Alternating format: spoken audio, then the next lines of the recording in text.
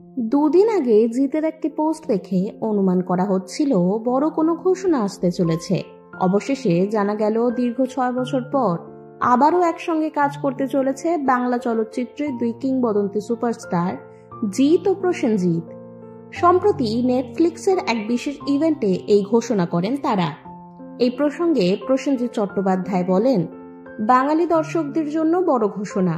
আমি গত 40 বছর ধরে বাংলা সিনেমার জন্য কাজ করছি। জিৎ 22 বছরের বেশি সময় ধরে কাজ করছে, কিন্তু আমরা সেভাবে কোনো সিনেমা করিনি। অবশেষে আমরা আসছি একসঙ্গে নেটফ্লিক্সে খাকি নিয়ে। নতুন সিরিজের নাম খাকি দ্য বেঙ্গল চ্যাপ্টার। পরিচালক নীরজ পান্ডে। এর আগে 2022 সালে একসঙ্গে কাজ করার ইচ্ছার কথা প্রকাশ করেছিলেন জিৎ। সে সময় একটি ফেসবুক লাইভে এসে তিনি বলেছিলেন, অনেকগুলো চিত্রনাট্য পড়া হয়েছে, সেগুলির মধ্যে বেশ কয়েকটা পছন্দও হয়েছে, তবে ঠিক কোন গল্পটা নিয়ে কাজ হবে তা এখনো নির্বাচন করা হয়নি। 2018 সালে হরনাথ চক্রবর্তীর বাঘবন্দি খেলা সিনেমায় একসঙ্গে দেখা গিয়েছিল এই দুই তারকাকে।